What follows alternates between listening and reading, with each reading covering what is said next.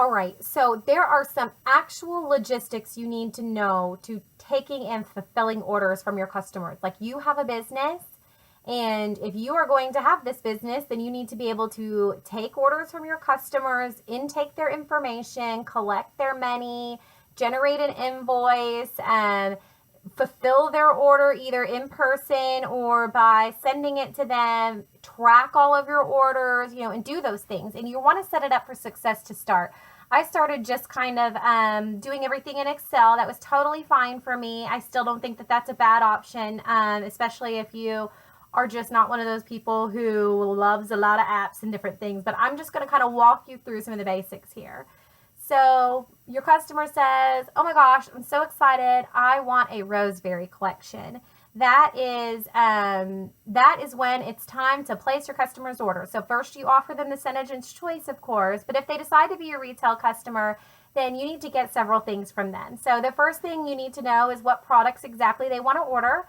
You need their email address, you need their shipping address, and it's good to get a phone number for your customers. So you can, honestly, I'm going to be totally honest with you. 95% of the time, I just collect this via inbox message, and then I plug it into my invoicing system. Like, I create them as a client, and I plug in their name, their address, their email address, their phone number, and then I create an invoice, and I'll tell you more about the system I use in a second.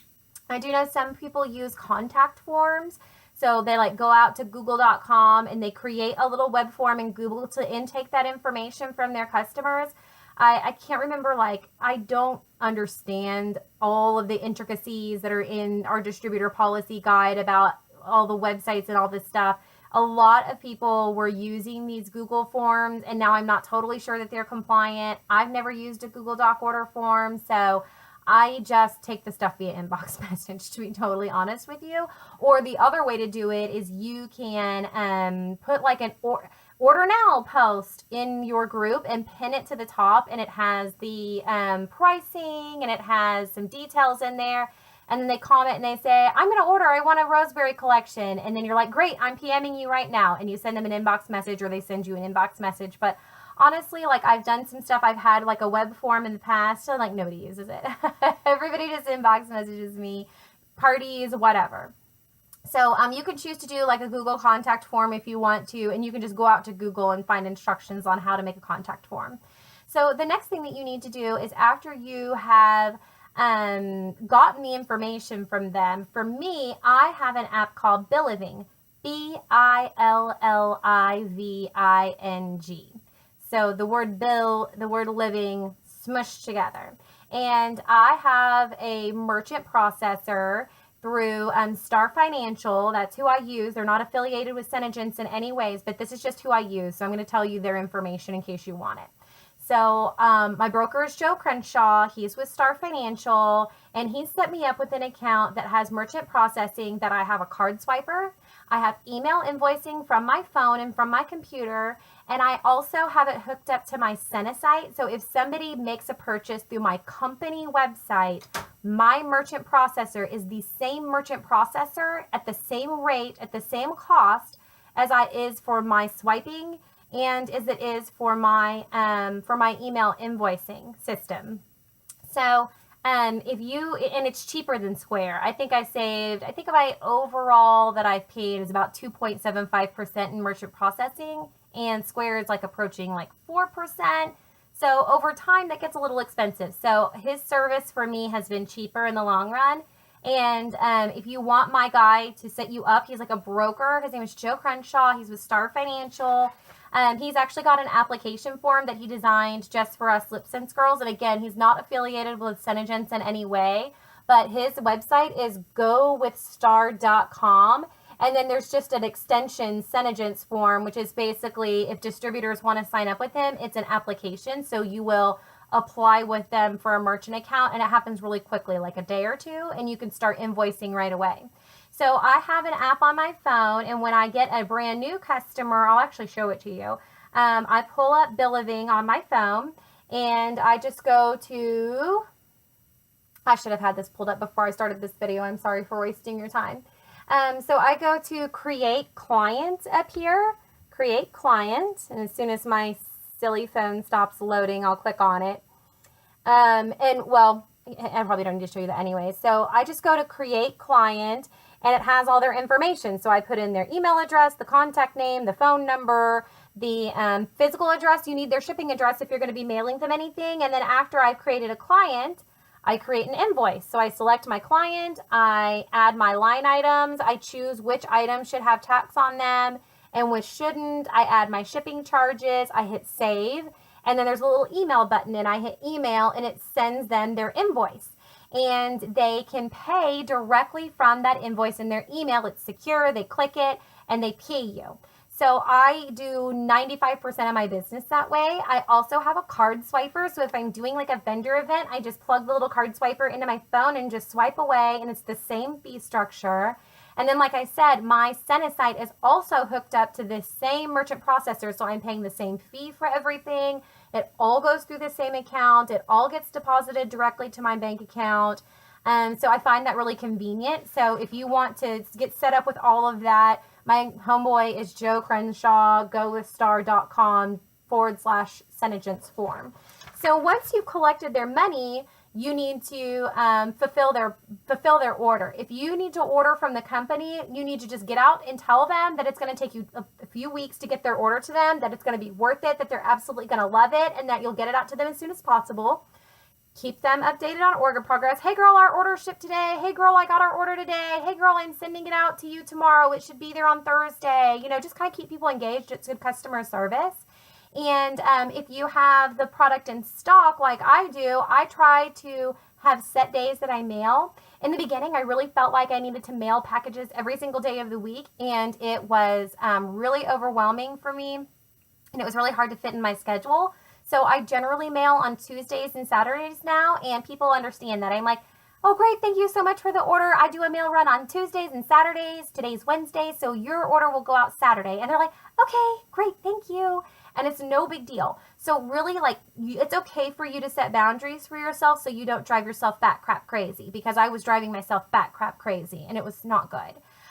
Okay, so for you to actually package your order, you really need a bubble mailer. Our product, you know, we want to be gentle with it. We don't want it to, you know, go everywhere. So put it in a bubble mailer. Lots of people like to put the product in like cute little organza baggies. You can get all this on Amazon cheap. I think the organza baggies are 4x6. I think my bubble mailers are 6x8. And you really, really need to have application instructions, what to expect, and reorder instructions. Like they need to know how to get back in touch with you.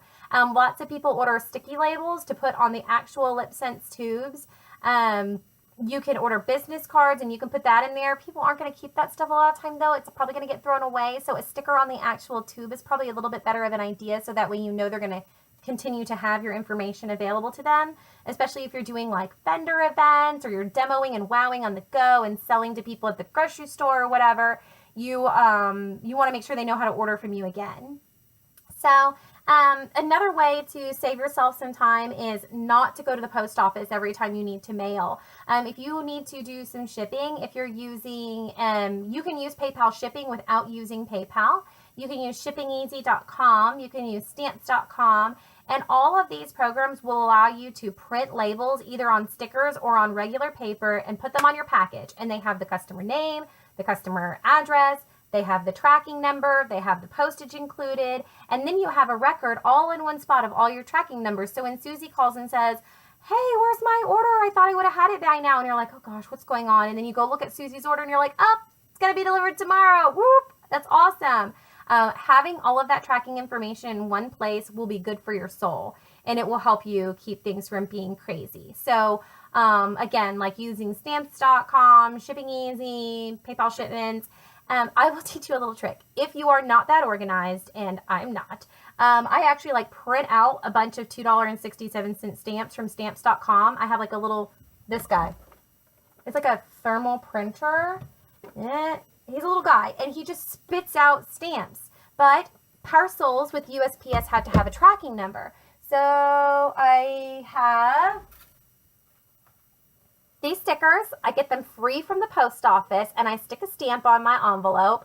and I stick one of these stickers on it, and then before I put them in the mailbox, I lay all of my packages out and I take a picture with my phone of all of them and make sure I can see the tracking numbers. And then when Susie calls me and she's like, I can't find my stuff, I go and look at the picture and I punch in the tracking number and I can still find it. So the tracking sticker does you no good if you don't know what tracking sticker is aligned to what package. So I literally just take a picture of them all. And it's honestly very rare that I have to look up tracking for my customers, like maybe once a month. So the fact that I have to like go key it in really isn't that big of a deal to me. So there's kind of a workaround if you're not as organized as you should be. But you can really accomplish all of that with like shippingeasy.com, stamps.com, PayPal shipping. And if you try to do it all one way consistently and not do it a bunch of different ways, it'll help you kind of keep your sanity as well. Now, the last tip I have for you, well, the second to last tip I have for you on this one is if you haven't seen it in other videos before, when you get ready to ship somebody their order, grab a handful of some of your colors from your stock, take a picture of it and send them a picture and say, hey girl, I'm getting ready to put your order in the mail. Would you like to have one of these lip colors? I'll put an extra one in your package for free. All you have to do is have a Facebook party. So if you want to do a Facebook party today, we'll pick a date and I'll go ahead and put your color in the mail. So if you've got a bunch of sketchy, shady friends that you don't trust, maybe don't do that, right? But I've got great friends. I feel totally comfortable doing this. I'm entirely comfortable with if I do this 50 times and one person keeps the color without doing the party, like I can live with that. So it's a great, great way to get people to book parties because it's right there. And they're like, oh my God, there's that pink champagne I wanted. I really wanted that roseberry, wanted that dark pink. And she's got that spice ice right there. And she can put it in my package and it'll be here in 2 days. And I don't even have to pay for it. All I have to have is a Facebook party. Okay, I'll do it. So it's a great way to get Facebook parties booked. And then the last thing is follow up. Check and make sure they love it. Take another order if they do. Help them find their next color. Troubleshoot if you need to. Talk them through exfoliation. No matter how many times you tell people up front, someone is still going to ask you about it or they're going to miss it and have a question. Or, gosh, it burns when I apply it. I'm like, it's tingling. But yeah, so you want to follow up with people because there's a lot of times if they really like you, they may not like the product, but they don't want to tell you. So if you follow up with them, they'll be like, yeah, I realized that it wasn't working for me. And then I found out they were using Oops instead of gloss, or they weren't glossing at all, or they weren't using 3 layers or whatever. And then I helped them and they're like, oh no, I love it. And I want 4 more colors. So always, always, always follow up with your customers. It'll generate more sales. It'll give you another opportunity to offer them the Senator's choice. And overall, your business will be way better. So I hope that helped you out a little bit on getting some of these order logistics taken care of. Don't stress yourself out about it, but try to have a plan in place up front, because if you just wing it and then you try to implement things like I did, it's just like I've had like 4 different billing companies. I've been in this a year. It's all over the place. My taxes last year were messy because I was having to go to like 4 different places and get all my income information together. It drove me nuts. So try to have a plan in place up front for intaking customer information, keeping track of it, invoicing them, and keeping all of your shipping information together, and it will help you remain sane. All right. Good luck.